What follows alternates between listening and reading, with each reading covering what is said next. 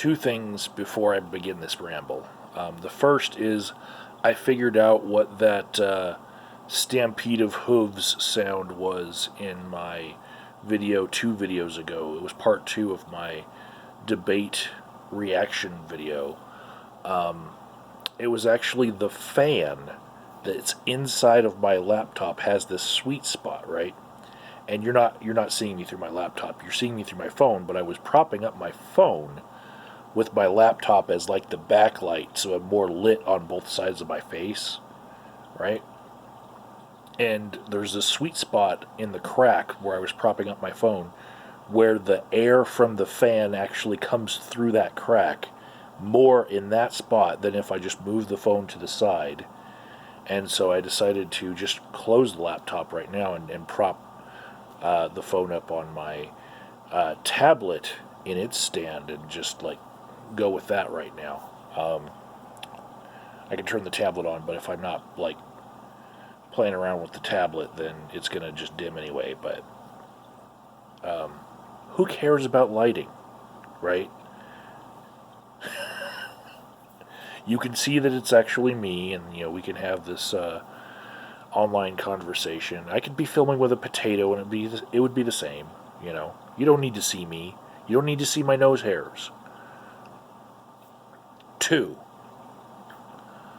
about an hour and a half ago, I was sitting next to Misty, and she told me that Trump had contracted the coronavirus.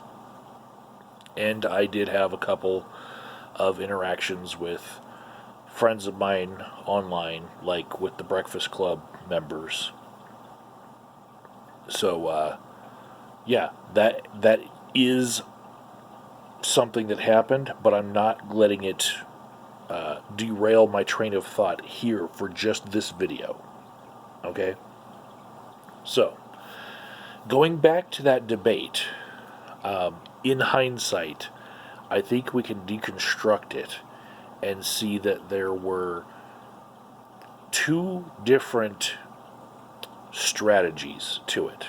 Starting with Joe Biden, I think what his strategy was to look presidential, not have too many flubs with his speech, not look like he has dementia, because that's a lot of people's concern who are like, fence sitters who are wondering who they should vote for. They're like, should I really vote for somebody who might have dementia? And, put those concerns away for those people.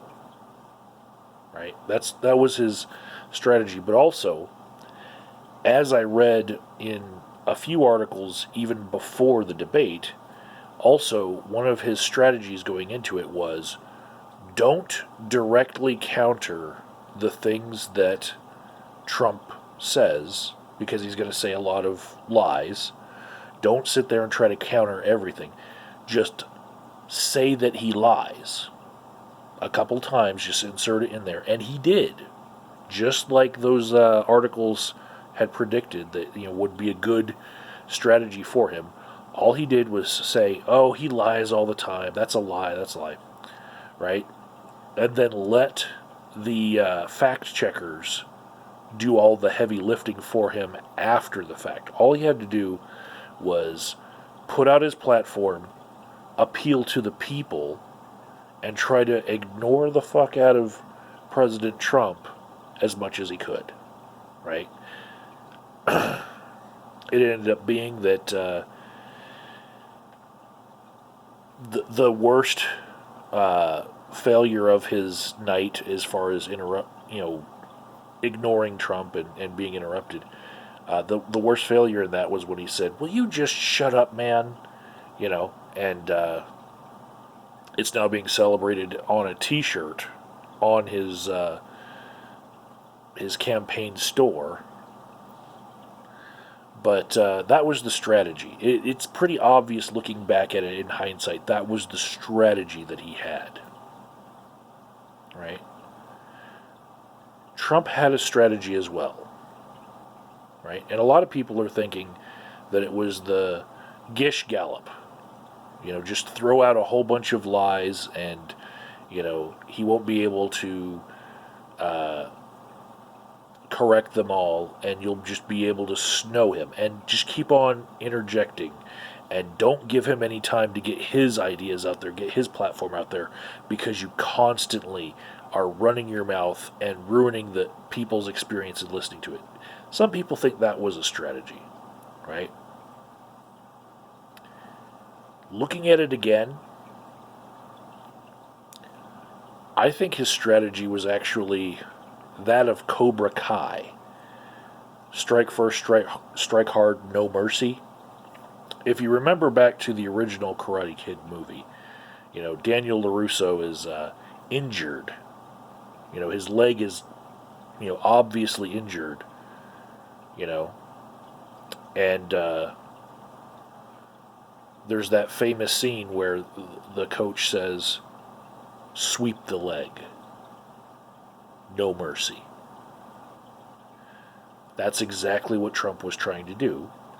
He was trying to expose Joe Biden for having dementia.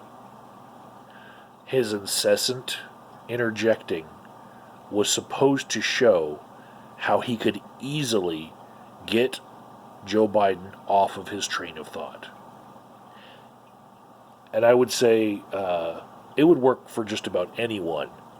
The level of interjection that he was doing, you cannot keep your mind focused on putting out your own platform when there's somebody just constantly in your ear. Like, you want to respond to them, but if you break your train of thought, then you look like you can't hold a train of thought, right? A lot of Trump supporters believe that Joe Biden made up his stutter and that it actually didn't exist. And if you look back at footage of him prior to this campaign, nobody knew that he had a stutter, and he seemed to not stutter any more than any other politician, right? But there's a body of work as far as people talking about his stutter early in life. Now he's towards the end of his life, and in that decline, you start to lose a little bit more control over the things that maybe he practiced a lot as a young man in order to get over. So he's starting to lose that control over that stutter, and it's starting to look like dementia, right? Trump was going to exploit it. He saw the wounded leg, and he was going to sweep the leg. That was the whole point of his strategy. It was a little bit different than when he was on stage with Hillary Clinton. It was a level different. He would not quit interrupting him, because the whole point was, what does Joe Biden do when he's interrupted? Does he lose his train of thought? Can we make him look like he's going senile? I don't think it worked that well. I think Joe Biden, in the end, looked like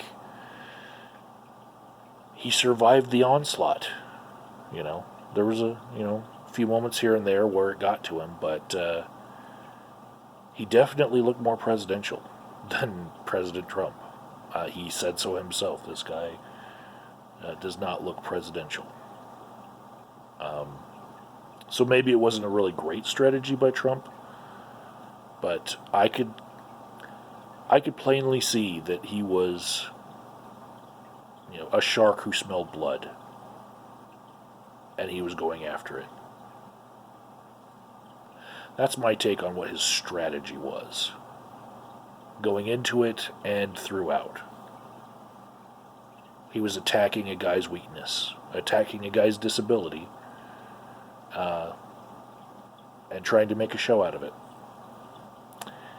And what we ended up getting was a shit show.